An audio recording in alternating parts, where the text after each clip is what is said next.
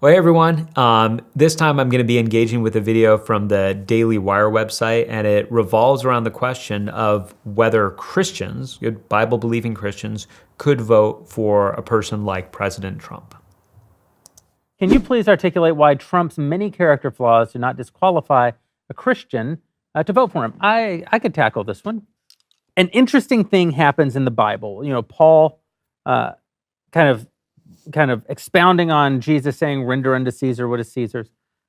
Paul makes this point that you should obey the governing authorities and basically stay out of revolutionary politics. And I think that was a really pragmatic thing for Paul to say, because the early church would have just been stamped out if it had taken any other position. But I also think that there's theological truth to it as well. But something does happen in a republic.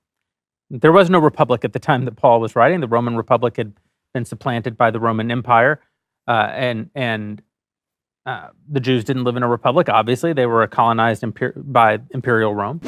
I think super important point for us to remember, just we are in a pretty unique position today. And when we're reading the Bible, there's not guidance on here's how you vote, because you weren't voting. Nobody was like, well, should we vote for Nero or should we vote for this other guy? So it's not that Scripture doesn't give us any guidance on this, because I think that there is guidance to be had, but we do need to recognize this is a different scenario than the people that the Bible originally was written to were in.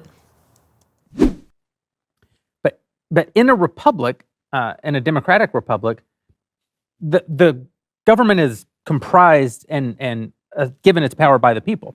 And in that sense, what Paul said, or what Christ said, render unto Caesar what is Caesar, is not that that isn't still true. It's just that relationship looks much different. You have a role in the government.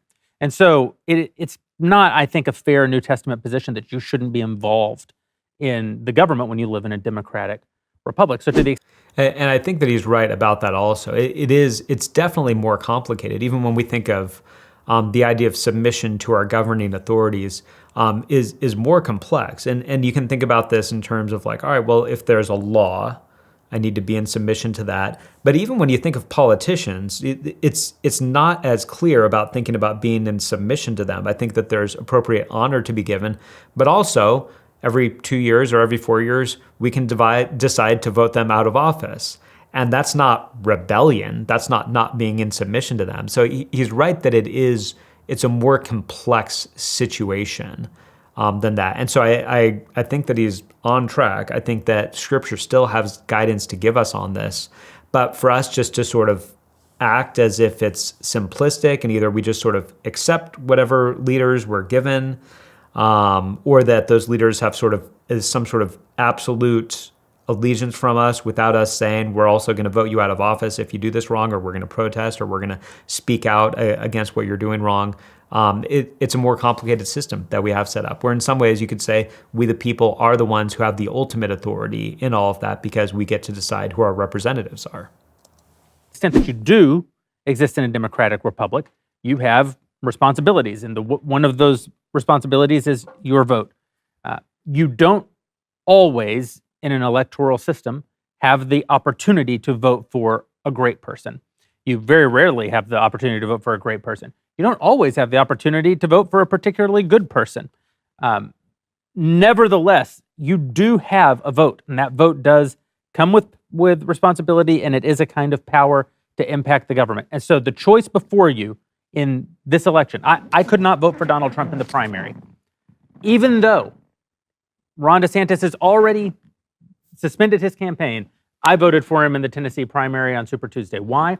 Because a primary is a party preference election, and I do not prefer Donald Trump to represent me.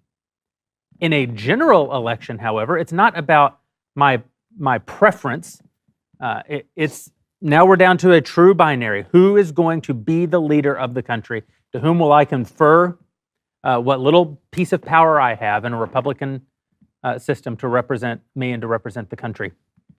I don't have an option there for someone who I prefer, who actually has an opportunity where my vote can make a difference and actually help them be elected president.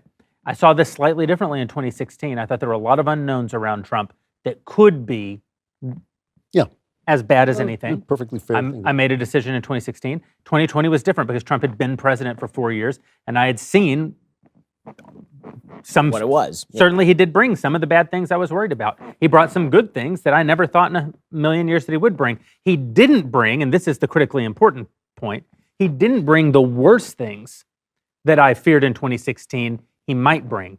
And so in 2020, he's a known quantity, and it became clear to me that even as a Christian who objects to many of the behaviors of Donald Trump, when I'm actually looking at the policy distinctions between Donald Trump and his opponent, Joe Biden, I need to use whatever power I have, not to endorse Trump, but to oppose the agenda of. It's also fair to say that in opponent. 2016, both you and I had the luxury of being in a state that absolutely did not matter. Wouldn't have mattered. Yeah, We were in California. If we'd been in Ohio, I probably would have voted for Trump. I think that's true. We would have made a different calculation. But So I think that what he articulates in there, that's Jeremy Boring, is the strong case for Christians voting for Trump. I've said all along, I think that there is a case to be made. I think back in 2020, Al Mohler, who I really appreciate, and if you're looking for good Christian content, you should download his podcast, The Briefing, where every day he gives about a 25-minute Christian kind of worldview walkthrough of world events. It's really great. But Al Mohler, it did in a much fuller way, basically articulated a similar substance to that, where he had said that in 2016 he did not vote for President Trump. He didn't vote for Hillary Clinton either. And in 2020 he was deciding to vote for President Trump for similar reasons there. I think that is a good case for Christians voting for Donald Trump. I've said, from the beginning, I did not vote for President Trump in either time that he's run. I'm not going to vote for him in this one. I don't think that it's wrong for Christians to vote to him. To me, I'm not looking for my politicians to be perfect, but for him, the moral flaws are to a point that I just can't bring myself to cast a vote for him. I'm not casting a vote for President Biden either in that. And so that's the choice that I've decided to make.